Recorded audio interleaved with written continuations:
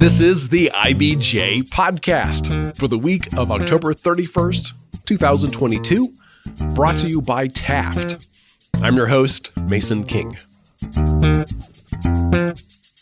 Welcome back to the podcast, everybody. I'm going to get right to the point this week. Our guest is Ben Lytle, who longtime residents will remember as the former CEO of Indianapolis-based health insurer Anthem. He captained the strategy that turned Anthem into one of the largest health insurers in the nation and a publicly traded firm on the New York Stock Exchange. In fact, the current corporate headquarters of Anthem, recently rebranded Elevance Health, is named the L. Ben Lytle Center. He also founded, took public, and sold the insurance brokerage Accordia. But don't think of him as a career corporate guy. He started his career as an expert in technology and information systems. He's an entrepreneur at heart, and in recent years has co-founded two companies with his son, Hugh, both of them related to healthcare. But he is not here to talk about the past. He's here to talk about the next 30 years, a period he expects to be filled with massive changes in the way we work and live. The pace of life will continue to accelerate and become more turbulent. He says institutions such as government, education, religion, news media, and corporate America will be disrupted and become less reliable. So he has written a book titled The Potentialist, Your Future in the New Reality of the Next 30 Years. Its purpose is to help us, and especially people at the beginning of their careers, develop the skills and mindset necessary to succeed in that environment. It's pretty clear he's not the kind of guy who's content to have his name on a building and then slump into retirement. He joined me in the IBJ Podcast studio to discuss the book and how we can thrive alongside incredible changes as we live longer, work for longer, and develop more intimate relationships with technology. Here's our conversation.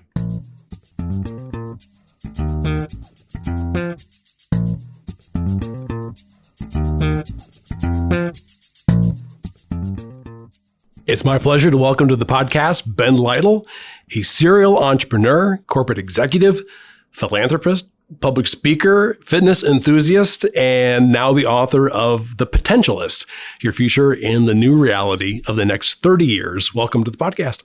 Thank you. Appreciate it. I think we're both coming at the topic of the book from kind of the same place, in that I think we both have young people in our lives who we care about and we want to be able to help. I have a 6-year-old son, and you have dedicated this book to your grandchildren, of which there are 8? 8. Is that right? How old are they? They're 19 to 27. Oh, okay. Oh, so they're well into their career. Yeah. Now, when I started the book, they were still 14. So this was about a 5-year, project. So they're a little older now. But the book was literally written for them, and I would roll back from my desk, and I've got all their pictures up on the wall, and I'd say, write it for them, write the truth, as close as you can see it, and as clear as you can say it. And so that's really what drove me. Was it a problem that whenever you'd bring up these topics at family gatherings, they'd roll their eyes and run away? No, it really wasn't. I give them credit for that. This is not a problem of lack of interest. I think people are just.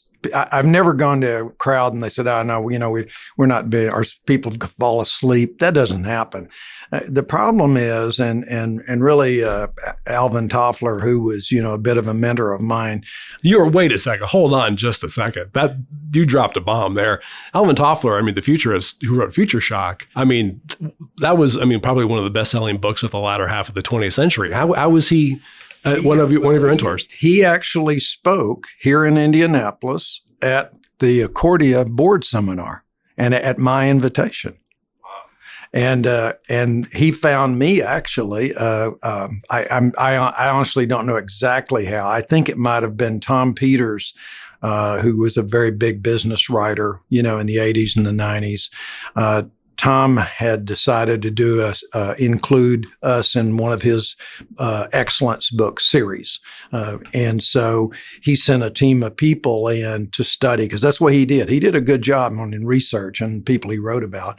And so anyway, I think Tom might have met, because I know he knew Toffler, but one day I got a call that there's this guy on the phone wants to talk to me, and his name's Alvin Toffler. And of course, I almost broke my arm because he had been a hero, And the reason was that a lot of the concepts that I built, Anthem and Accordia around, which both altered two major industries, and still those alterations still exist out there today in healthcare and insurance brokerage. I used a lot of Toffler's principles of push-down accountability and decentralization, treating people as a market of one, trying to give them as customized a feel as possible.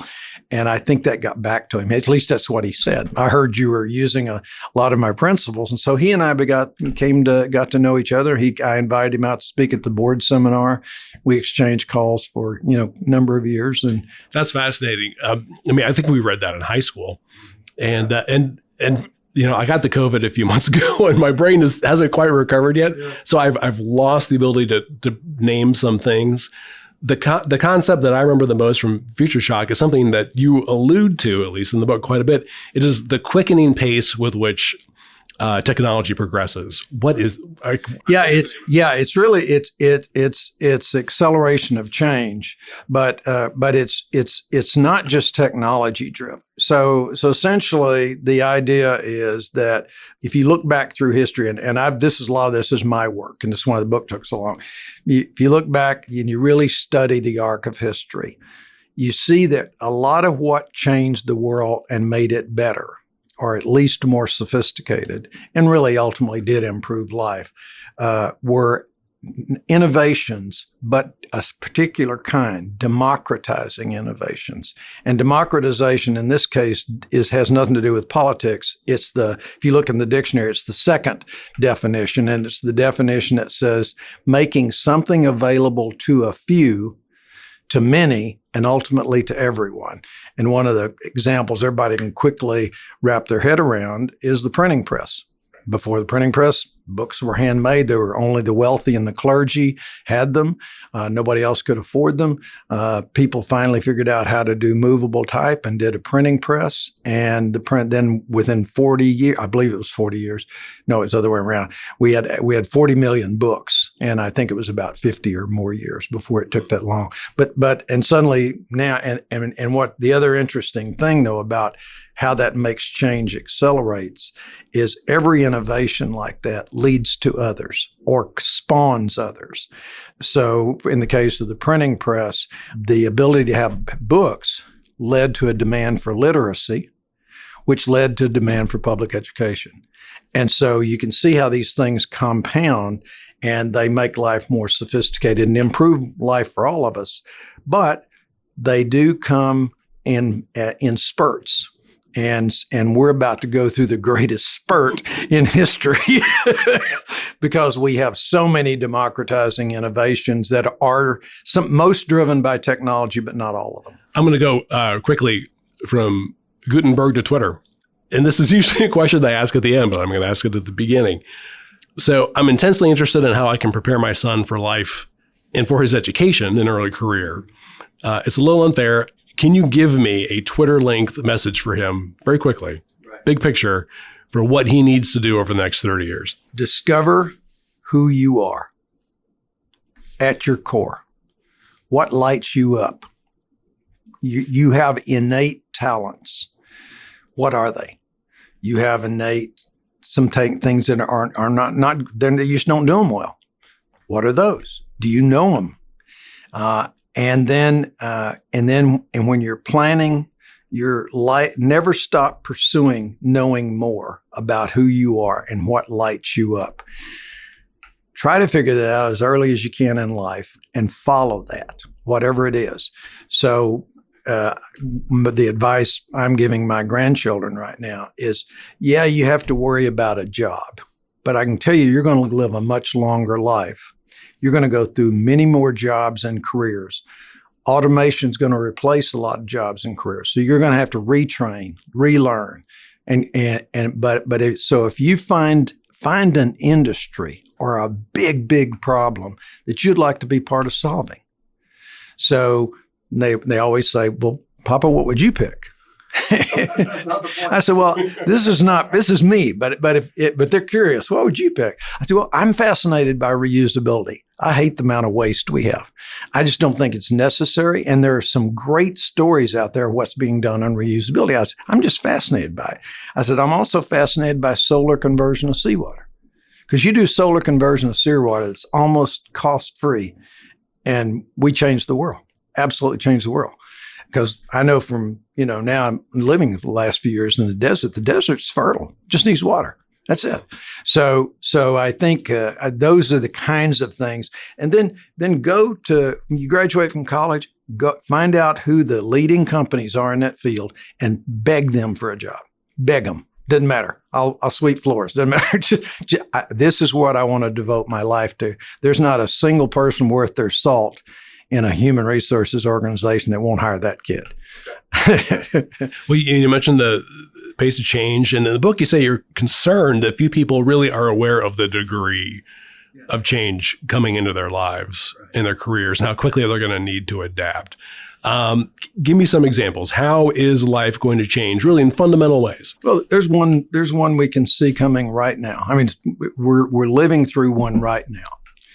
We've known, I was on the board of the American Enterprise Institute, and one of the scholars there wrote a book, published it in 2004, but he started it several years before that because I knew all about this subject before that. And he talked about how birth rates were falling throughout the world. And that, in fact, we have this concept of overpopulation, but it's in fact going the other way. And it's going to cause, and we'll get through it, but it's going to cause some real challenges.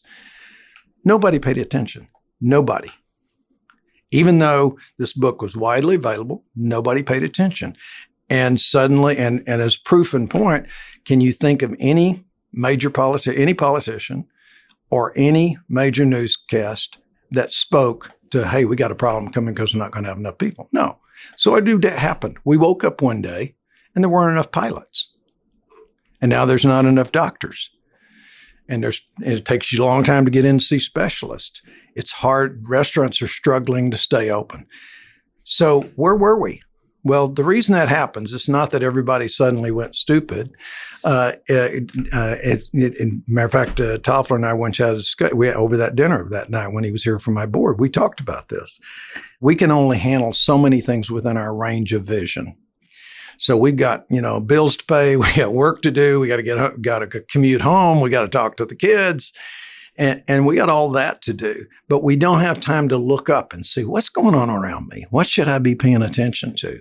And he used as an example, well, if you walk across a field and this open field and there were 12 people doing something out there, one was digging a hole, one was sawing wood, you comprehend it.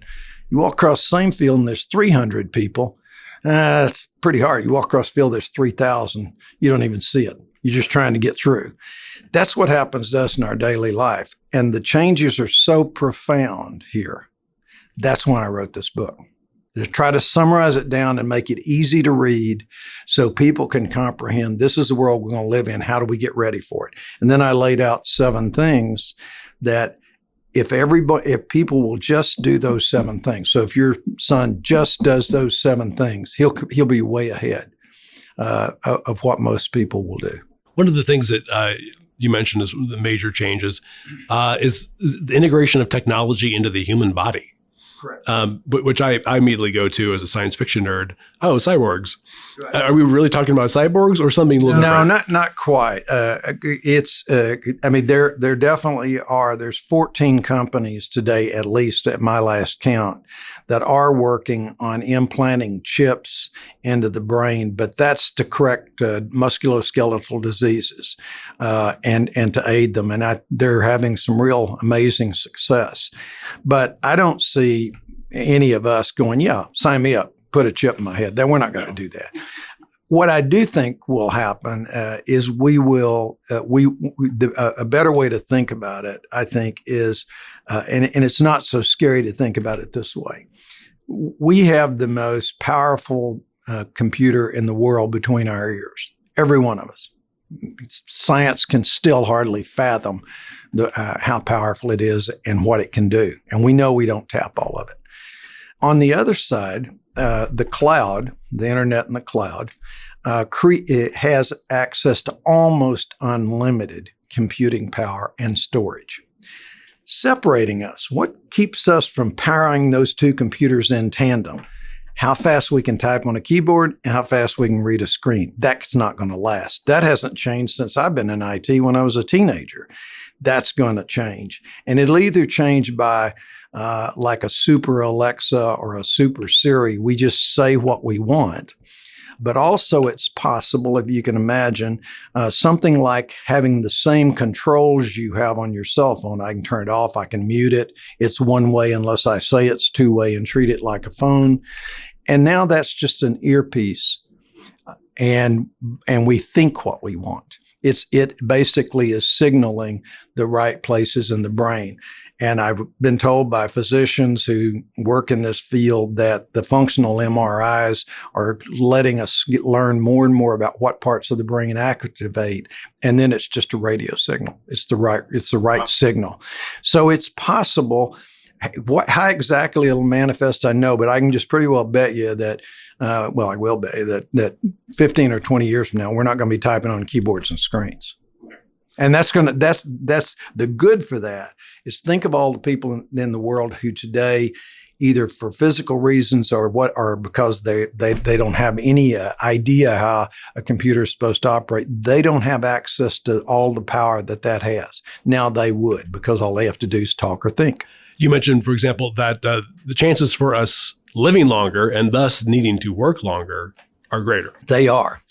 And they're substantial. And a good way to think about it is we doubled life expectancy in the last 120 years. I don't know anybody credible in the field of science or medicine who thinks it's going to take another 120 to double it again. So we'll more likely double it in 60 or 30. We don't know. But the technologies that are creating the ability to prevent disease before it becomes disease says we're likely to live longer, or we're going to live longer. And living and working longer right now sounds like, but that's because a lot of us do work we don't like. But the future of work is not the work we do today. The future of work is going to be much more creative, problem solving, hopefully great problems that have never been solvable before, as well as smaller ones, and complex human relationships. And the reason that's going to be the future of work is the other work, which is repetitive and physically demanding or physically dangerous, we will automate out of existence, or at least there won't be so many jobs like that. And that's going to free a lot of human talent to do more higher value work. And if our lifestyles change and we can live and work from anywhere and it's not quite so restrictive, why would we want to quit? And that's what I see a lot of people. I honestly almost no people who are truly retired. Almost none. Everybody's doing something that they enjoy, and that's what I call in the book refinement. That means you're doing what you want to do in the way you want to do it every day. But that doesn't mean you're sitting around. Very few people want to just sit around and put their feet up. They want to do something worthwhile. You also say the most of our life, or probably a greater share of our life, is going to be spent in the digital or virtual realm. I mean, our shopping, our socializing, our working. And in some ways, since it will be in the digital realm, we will be able to accomplish so much more. For example, being able to instantaneously translate a language. Right. And already I speak decent conversational Italian, meaning I'm like talking to a third grader. Now you have to stop and think, okay, how long do I like talking to a third grader? But my Italian friends tolerate me. So I speak Italian, but I've taken my family to my friends over in Italian. And, I was originally thinking, oh boy, I'm going to have to translate. 20 minutes, my kids are talking to them through Google Translate, and they're both using the audio feature, the Italians, and everybody's doing just fine. Give that 10 years, you won't even have that. And that's going to be wonderful. That's going to be a great way to learn new cultures, immerse yourself in new cultures, understand people aren't as different as we think. So those are good things. So to get to these places that we're talking about, it requires technological innovation.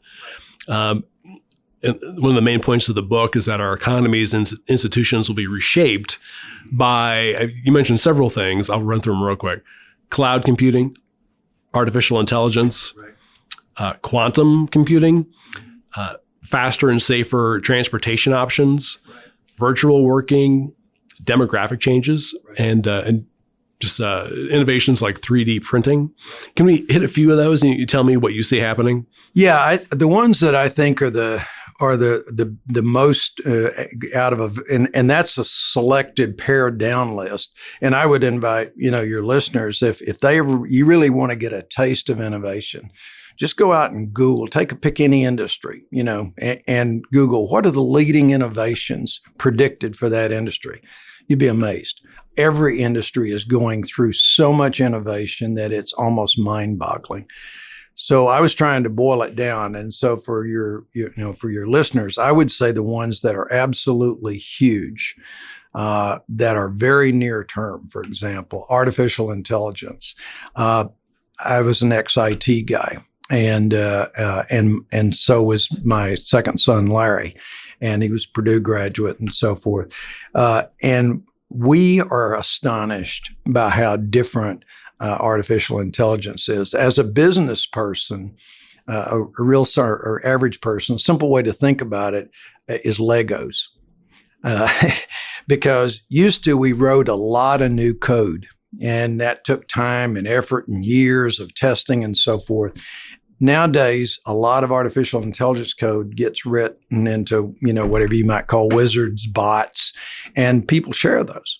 If it's not something that's got any reason to be confidential or private, they share it and they put it up there. So when you get ready to develop a new system, you don't have to do everything brand new. And you don't have to buy somebody's system and modify it. You just start building a new one, and the amount of new code you've written. So that simple change is huge. And you don't have to go find it. The software finds it for you. So, it's really, so it's a much faster, much cheaper way to develop a system, and then it's easier to test. But then that's just the beginning, because it learns. And when you have software that learns, it means less maintenance. It means you can use and relearn and retrain that software to do many, many things, often beyond its original purpose. That's huge. And that's how we're going to, we don't know if it'll completely offset it, but that's how we're going to address a lot of the problems with people shortages now that we are in a declining population throughout the developed world already. And the lesser developed world is catching up, that we're declining in population. And that means we don't have enough people. So we mentioned we got a pilot shortage, physician shortage, and many others. We're going to have to automate a lot of those jobs. So we're going to have to figure out a way to extend a physician's ability to handle a lot more patients. And a lot of that's going to be through artificial intelligence. So that one's huge. You already we talked about the brain to computer interface, that, we won't always use keyboards and screens. We'll be able to process much faster. That's actually going to change us as human beings, because we're going to be able to think and act much faster. But we may not be able to act more wisely. And that's where we have to grow as individuals. The cloud, which today about 4.5 billion of the world has a smartphone, and has access to Wi-Fi.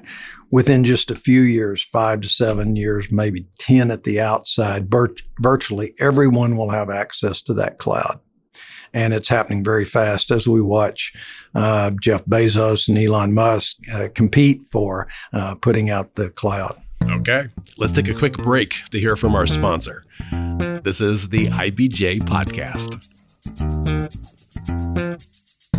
Taft, today's modern law firm. With more than 625 attorneys across 11 offices, we provide solutions to the business issues facing middle market and emerging companies alike. We do this through a highly collaborative and inclusive team approach. Taft, the modern law firm. To learn more, visit taftlaw.com.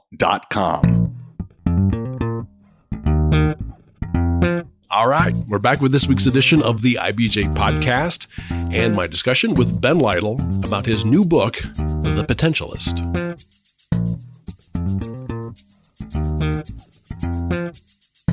Quantum computers, At one point, I read the definition of that. I can't remember. All it means to me is that whatever we think of as lightning fast might not look like a turtle. Exactly. I mean, the processing power will be unimaginable. Yeah, it is. And I would hardly call myself a quantum expert because but I'm like you, trying to wrap my head around and say, how can I explain this to people? For anyone who knows, anything about computers, it's basically all built on and off, 0 and 1. And so no matter how fast the chips are and everything else, when you boil it down to it, that's really what's going on at the basic level. It's going on or off, on or off, on. Well, quantum adds at least one more, both. Oh, really? Or neither. That sounds fast. Yeah. And so you can imagine you do the math on what that means, and suddenly you're talking about things exponentially faster. The good and the bad of that is we'll have to figure out ways to make things more secure because, when new technology comes along, it's not just the good guys that get it.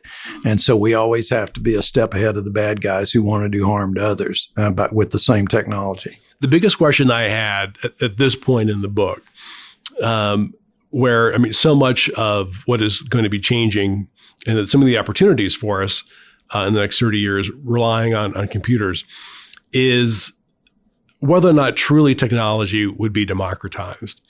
We've had home internet access, solid for 25 years. But when we got to the pandemic, suddenly we realized, wait a second, there are low-income people, in the city, people who live a mile away from me, who don't have essentially a functioning online connection. Yeah. And we recently referenced a story about internet providers in cities all over America who were actually throttling low-income areas. I don't know, throttling is actually a technical term. I don't necessarily want to say that. But people in the higher income areas had much, much faster internet speed. People in lower income areas had slower speed and thus during the pandemic, could not participate in a Zoom discussion. Or they couldn't have their kids studying and them doing a Zoom discussion at the same time. It seems to me that there's a flaw there. And that is it possible that this will always be the case, that the people with greater means will have more access to premium technology? It's possible, but I don't think so. And I'll tell you one reason why. And to me, it's a commanding reason, but I'd love to hear from economists. But when I, really understood, that what Ben Wattenberg's book said, and that we were in fact going to have a declining population, at least through most of the world, probably ultimately everywhere. I started asking all the economists I run into, how do you make an economy grow when there's fewer people? Since consumer spending drives most economies, how do we do that? And, they'd look at me kind of funny, and they sometimes gave me but I think the answer is everybody has to make more money. For the first time, it's going to be in everybody's interest for everybody to be more prosperous. So if we look at the parts of the world today that maybe don't have very low per capita income and they don't have internet access, what's the fastest way to turn them into entrepreneurs and buyer and consumers is get them internet access and to give, and the other part of that is device dependent. Today, we're still very heavily device dependent. An iPhone's, $1,000 or something. And even if you get the cheapest smartphone, you're still talking several $100, and tablets are expensive. They're all coming down, and they've done a great job of getting it down. But I like to dream of that earpiece I talked about to where it's the giveaway. It's once they're on there and they're buying and they're consuming and they're learning and they're using, that we all benefit. And so I think it's headed in the right direction. I don't think it's headed towards greater disparity. I think it's to where it's going to be in everybody's interest to eliminate that disparity. Oh, and one more notion about equity or equality. You talk quite a bit about automation, eliminating, some of the more I don't want to say mindless, but some of the more automatable jobs. But are we always going to need to have some labor-intensive jobs in service and manufacturing and hospitality? And and those jobs typically don't pay a whole lot of money. I mean, are we going to end up in sort of a classic dystopian situation where, we've got an upper class and we've got a lower class? Again, I don't think that has to be the case. I think it's tending to, we're falling into an either or. I think people will choose. There are people who love working with their hands. There are people who love working outside. There are people who love fixing things. Thank God for them, because I can't. And so for those folks, we will want them to succeed, and we'll need people who do those jobs, but they're not going to be the jobs of today. I mean, if you think of just watch what's happening in your home, everything's becoming something electronic. And if you watch, the people doing manual labor jobs, they all got a smartphone. They're all using it. So it's not going to be the same kind of, back-breaking, dangerous work, because I think we're going to figure out a way to get rid of those jobs because people are too valuable. Remember, we have no mindset for people are more valuable every year. Think about that, because we got fewer of them. That is a really different mindset. And that's one of the things you're talking about, teaching your kids. Start thinking of the most valuable thing in the world is another human being. And that we should be always thinking that way. But now we're going to have more reasons than ever to think that way. One of the threads I picked up on was the future of wealth and asset accumulation. At some point towards the middle of the book, you talk about the potential for us, instead of owning things, us to essentially subscribing to things, or sort of life as a service, if that's something.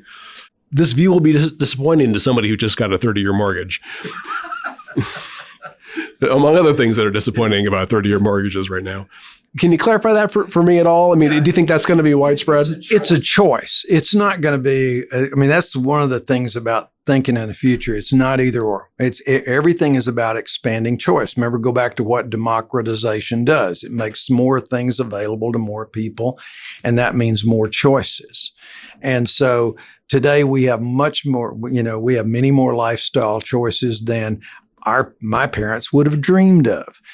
And there will be many, many more we can't even imagine. Some people will become fascinated. How many? I don't know.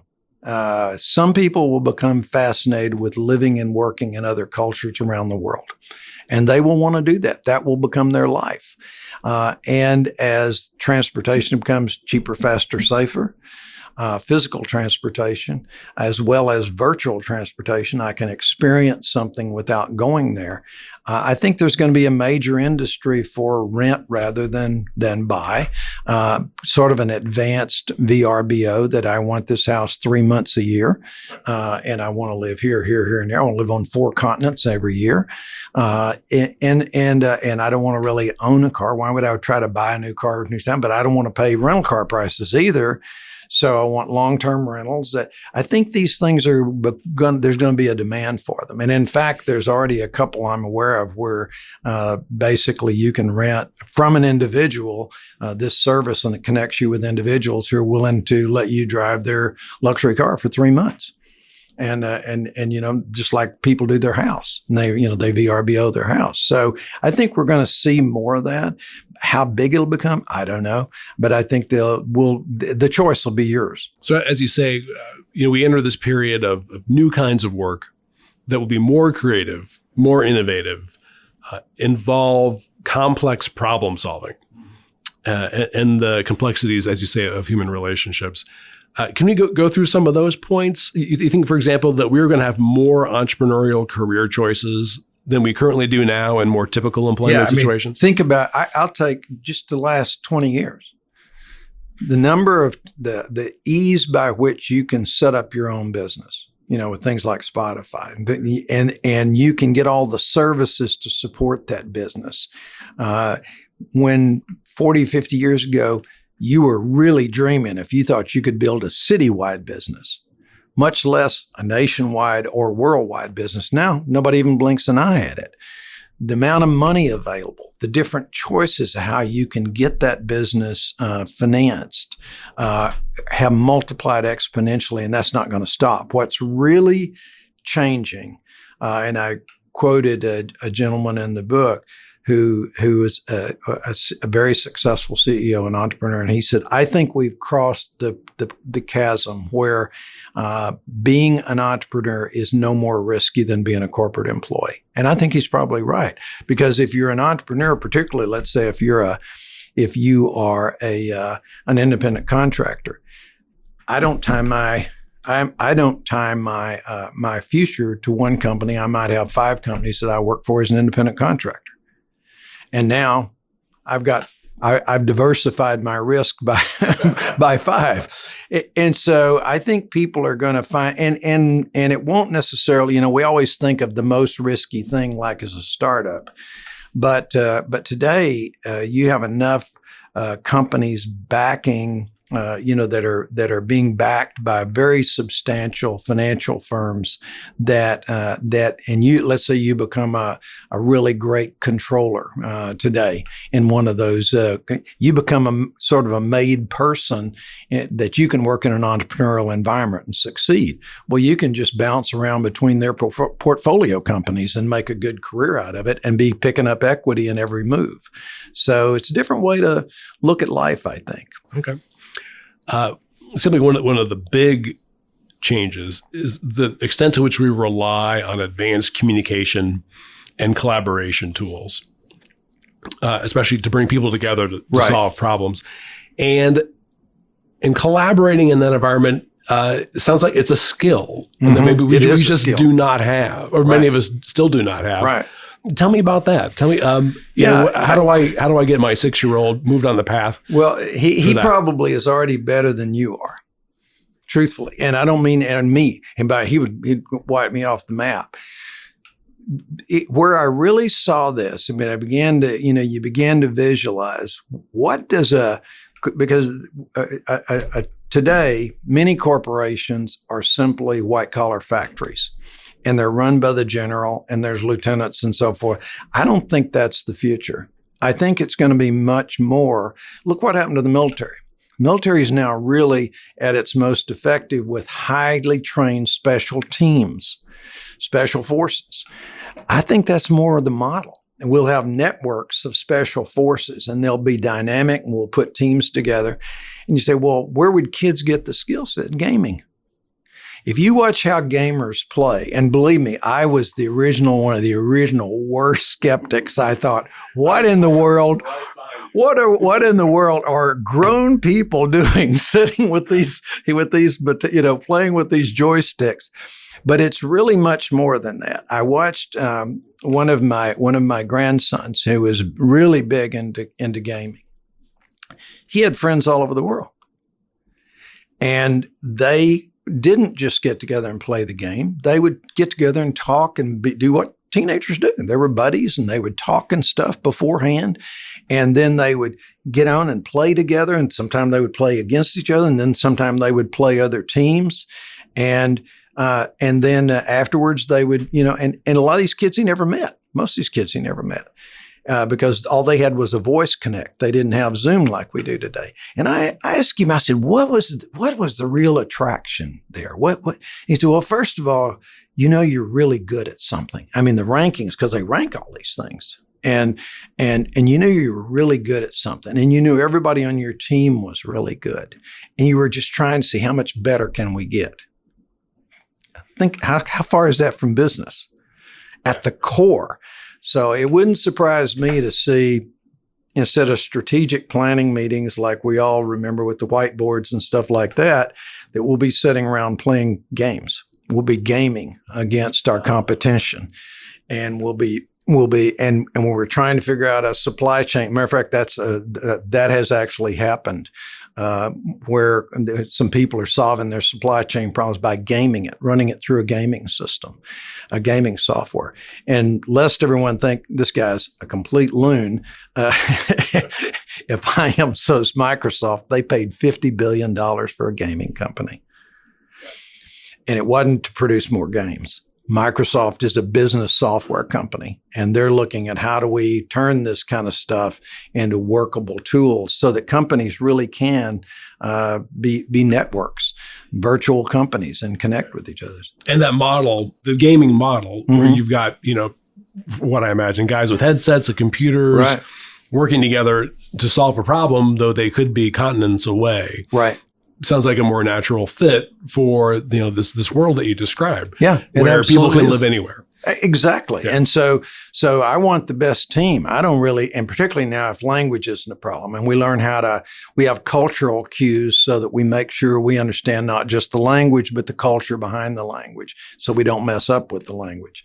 I want the best team. I don't really care where you're from. And so if I'm trying to solve a particular problem, we're trying to break the code. What's that last thing we need to do to have solar energy-free conversion of seawater? And we're trying to solve that problem. We don't care. And you mentioned before, your method of learning is autodidactic. You teach yourself. Some people are better at going to school. I enjoyed going to school. Now, and in the way that many of us envision young people preparing for their future lives is going to college. Do you foresee higher education still being relevant, or is that going to go through some disruption as well? There's no question it's going to be disrupted at all levels. And I know this won't be popular with some folks, but if you look at the technologies that are coming, if you look at what they're capable of doing, just look at that and say 30 years from now, we're still going to be having a sage on the stage. We have somebody up and they're going to be lecturing to people. It's just fantasy, because it's not going to be the best way to learn. Major thing. One of the big breakthroughs for educational is personalization. Kids are different. We all learn different. But we're put in a class and poor teacher's sitting up there, and they're trying to take these 15 very different personalities who learn very different, or they already have different bases of learning, and they're trying to create a class environment that moves everybody along as good as possible. Why do we have to do that? We have the technology. Netflix is a good example. We have the technology to personalize and know exactly how you learn, exactly what you know now, exactly what you want to learn, and the pace at which you can learn, and the hours of the day you're most productive at learning. We could get it down to exactly that and deliver that to you in a very specialized way. The other big change is, why do we think of learning as something we do from 6 to 27? It should be lifelong. If we're living longer lives, going through multiple careers, multiple jobs, we're going to have to relearn and retrain. So we want to shift the focus from early years learning. We'll still do that, but to lifelong learning. And we also want to shift not from just packing your head with information and knowledge, because that's becoming a commodity. We want to pack your head with how to use it wisely for yourself and everybody else. I think I forgot to mention, this is the first of 3 books. Mm-hmm. Have you started working on the second? Oh yeah. I actually laid all 3 books out and had a lot of material, because I've been working on this set of books my whole life. So I've got many, many years of material, interviews of people I thought were exceptional. And so I laid all 3 books out before I ever started.